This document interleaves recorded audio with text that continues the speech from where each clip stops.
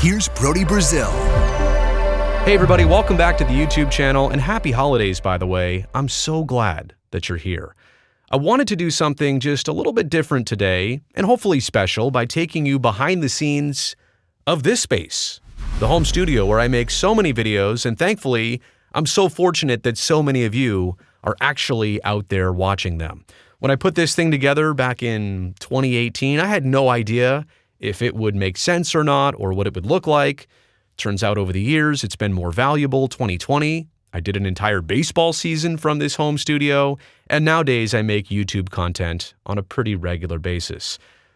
But I don't really share what goes on behind the scenes here, and that's not intentional. I just kind of never get around to it. So earlier today, I took my phone out, I started to record this video that I'll walk you through. Yeah, that's what you're seeing me here at that tiny little desk. And then you swing over to the camera that is recording me right now. That's a Canon 6D Mark II, a DSLR with a 50mm lens on it.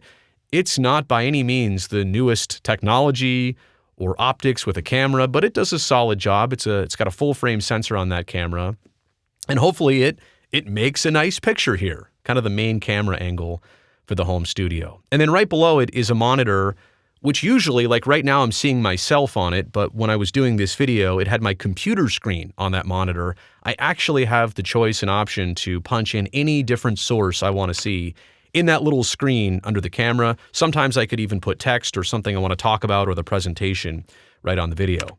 Okay, this is not the sexy side of the home studio, but it's so important in the hottest and coldest months of the year.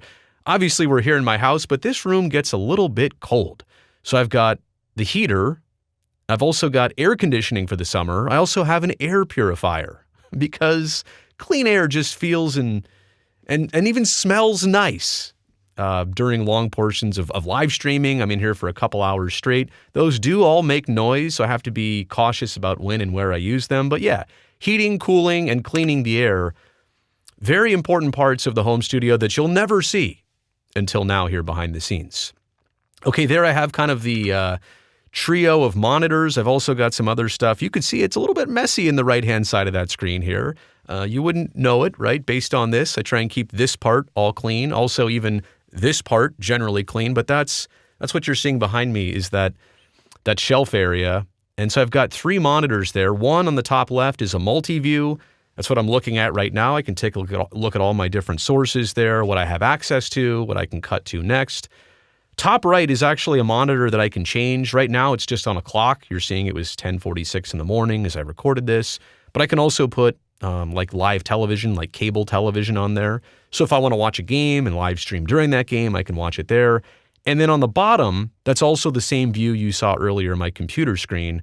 So when I do a presentation, a lot of the keynote things that I do here on the channel when I'm talking about a particular topic, that's on the bottom screen. It's just a mirror image of the computer I'm actually utilizing right now.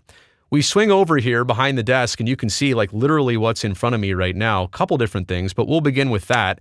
That is the Stream Deck XL. Now there's three different versions of the Stream Deck, like push buttons. I have all three of them. The XL is here. You'll see the Mini in just a second. I also have the regular version, which I think might be 24 buttons. I can't even remember. How many is this one? 1, 2, 3, 4 times 1, 2, 3, 4, 5, 6, 7. 32 buttons on this one. Quick math. But I have the ability and access. I think I play it out here to show you different pages here. There's a live page. I've got different camera angles and options I can do there. There's a pre-recorded page. So this has kind of a different version of choice things that I can cut to. I guess I can do this right now. Watch. I mean, I have the ability here, for example, I'm using that Stream Deck right now to punch up like this kind of 4-box scenario. That's below me, something called a geochron. I'll explain that some other time. And then, yeah, this way to my left, screen right, is that same clock. Clocks are important. I mean, for me, like what time of night is it? But if I'm broadcasting, you want to be precise to the second. So anyway, I can punch up a variety of different things and sources here. I should also take this opportunity to remind you to subscribe to the channel if you're not already. See, I can punch that up that quickly, just like that. Okay, but let's go back to the video here. So just gives you an idea of all the different things and sources that I have I'm capable of right in front of me. Oh, by the way, there's also a Stream Deck foot pedal. Watch this. You want to see me change cameras with no hands? Oh, how about that? Pretty fancy, huh? So actually, I didn't put this in the video. I should have, but right below me on the desk, I've got a Stream Deck foot pedal, which can do a lot of the same actions as these buttons. So that's kind of how I do it, changing sources, all the above. Okay, but actually all the video and all those sources and that multi-view and all these monitors, they're all powered by this, a switcher called an A10 Mini Extreme ISO. It's by Blackmagic Design. They're out of Australia. They make great production equipment. I used to have a smaller version here in the home studio. I recently upgraded to this so I could have more sources. The other one only had 4.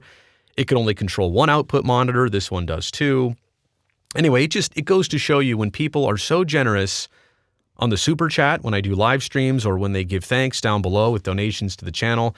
This is the kind of stuff that I upgrade on the channel to make it a better product for you, the viewer. Also, even things like what I'm doing right now, how there's kind of this colorful moving background, that's something this does that my old one didn't do. So I'm very happy with the A10 Mini Extreme ISO line of switchers, and this one, the Extreme, is definitely the best. You can also see there bottom left, that white little remote with the G logo. That's actually how I control all of my equipment here in the studio. Literally button number 1, in fact, here it is. Button number 1 turns on the switcher, button number 2 turns on the LED lights behind me, and button number 3 turns on, I think, all the main lights. So like, for example, watch this. If I hit button, is it 2 or 3? It's 2, I think. If I hit 2, yep, there it is. They just went off behind me, right? And then, I just turned it back on again. They fire up. Simple as that. I like to have control over a lot of things in the easiest of ways. Just push one button and everything happens. Anyway, that's the switcher where all the video and audio goes through. That's how I stream. That's how I record videos on a hard drive from that device. The Keychron K2 keyboard, man, I love myself a mechanical keyboard. This one is great here in the home studio. Compact size, good, like clicky type feel when I push the buttons. There's the other Stream Deck next to that that remote, the power outlet remote there in white on the top left. That's just a 6-button Stream Deck. I don't actually use it as much as I could or should, but it's nice to have the big one and the small one. If I want to do the big one, by the way, like if I want to do sound effects on the big one, I can cut cameras and camera change on the left one. It's nice to just have that versatility.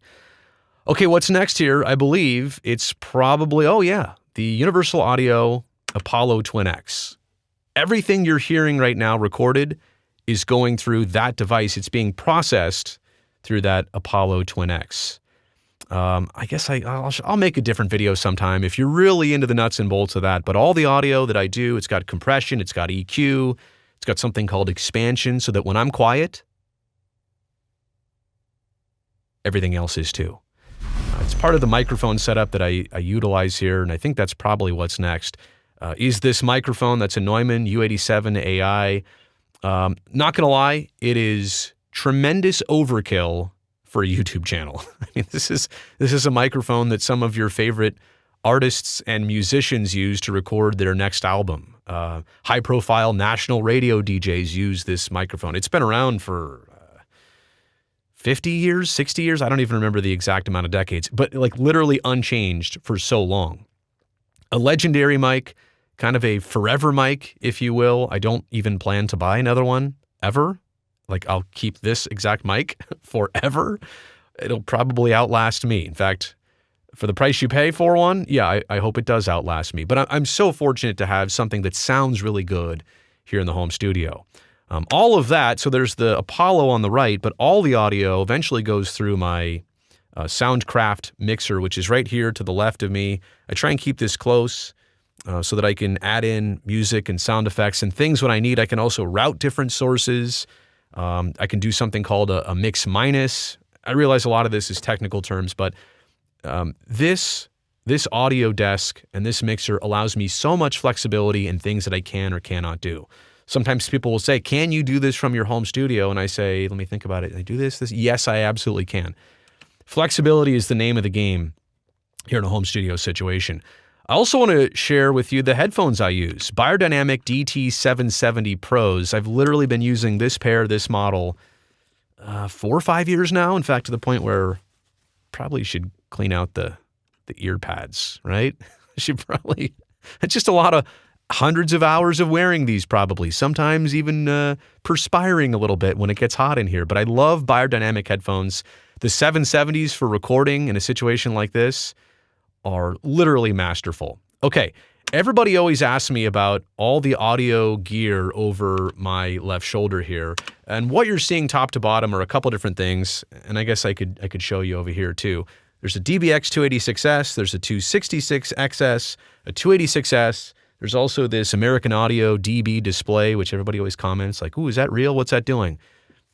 And there's also a headphone amp. All of that, like literally all of this in that rack mount right there, as of today, it's all for show. All of this looks fancy, but right now, it's not processing the audio one bit. In fact, it's cranked up so that all the lights go on when I talk. Hello, lights. Goodbye, lights. So it's literally just for show. I'll tell you what's not for show. If you go to the right of that panel, you can see a green light on. There's a video playback device, which is actually right now, how can I do this here? It's actually playing back this, which I'm putting all of this over. Does that make sense to you? It's a playback source. I can play a bunch of videos back on that little tiny device right there. And then to the right of that, you can see I've got an Ethernet switch, which is fairly full at the moment. So there's a lot of Ethernet IP-based stuff here in the home studio. By the way, hardwire everything, ladies and gentlemen. When you're doing live streaming, never, ever, never, ever, never trust Wi-Fi. You want to hardwire everything. Yeah, okay, we'll get a closer look at the Ethernet switch there. And I like the colors, right? Don't be boring with your Ethernet cables.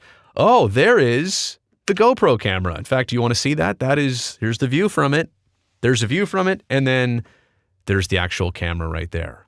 I put that in pretty early in the days here of live streaming and broadcasting from the home studio. I just thought a cutaway angle would spice things up. It's funny how some people react to that and they say, "Ooh, that's kind of weird." There's all the lighting that's behind me, LED lighting, and yes, the famous or infamous fake tree. Fun story about this tree. I think I've had it 20 years. I think I literally bought this as a decoration for my first college apartment, which I think I moved into in 2001. So yeah, more than 20 years. And it made it to a condo I lived in San Francisco. Like, this thing survived several moves. It was sitting in my attic when we moved to our current spot. And when I put together the home studio, I thought, hey, maybe something lifelike would look good in the background. And you know what? I've lit it. I mean, look how it's got like some uplighting on it back there. It has lasted here in the home studio for multiple years now. A lot of people comment on the tree. We should give it a name. Something I don't have for it yet. Anyway, the fake tree behind me. Very fake, very much over my shoulder. And then just kind of sitting down here, I mean, this is basically the perspective that I have. Oh, there's a closer look on the multi-view there. Oh, there's me recording it earlier. You can see all the different sources. You can see the clock on the right-hand screen and the computer on the bottom. But yeah, audio-wise, look at there I am doing the video earlier. It's got audio. It's got all the different video sources. It's got recording and streaming statuses. This is the multi-view that you get that the switcher produces. And so yeah, all these screens here to my right, they really are very important in what I do. And sometimes you'll see me look over at them. It's so critical that they're right there. And yeah, there's a look at the camera. That's literally what I'm looking at right now. Ooh, this is kind of weird. I'm looking at what I'm looking at on the screen, but that's it. It's lonely in here sometimes. Oh yeah, by the way, you might notice that the walls have all that treatment on it. That's acoustic treatment so that if you clap in here, there's not much echoing. This room has the acoustic treatment of basically a full recording studio. There's those acoustic panels I built. I didn't even show you lighting in here. Gosh, I totally omitted that. Bad job, Brazil. But there's a bunch of different lights. 1, 2, 3, 4, 5, 6. I think I have 8-point lighting in here, plus the LED strips for the wall. But yeah, the soundproofing, I should say sound treatment. It's not soundproofing. If somebody's Next door doing the leaf blowing, I definitely hear it. I definitely have to stop down on the video. But for the most part, this stuff does a good job of, excuse me, this stuff does a good job of making it less reverberant in this room so that the recording sounds a lot better. And that's basically it. I think I eventually, zoom out here to give you the totally wide view. That's basically what I'm looking at when doing a live stream. So it's like that versus what you see versus what you don't see versus what you see versus what I see. So there you go. That's the end of the video.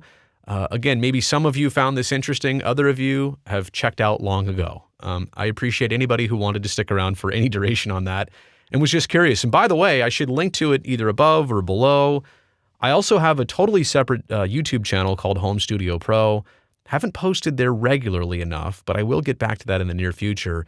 If you're interested in home studio topics or you want my help in setting up something similar for yourself, I'm definitely willing and able to do so. So reach out, contact me, check out Home Studio Pro for more on that. Until then, this was fun, at least for me. Hopefully it was for you too. If you're watching here to the end, give me a thumbs up down below. I'd really appreciate that. Also, don't forget to subscribe to the channel. You know I always say that, but you know I always appreciate it so that I can definitely see you back here next time.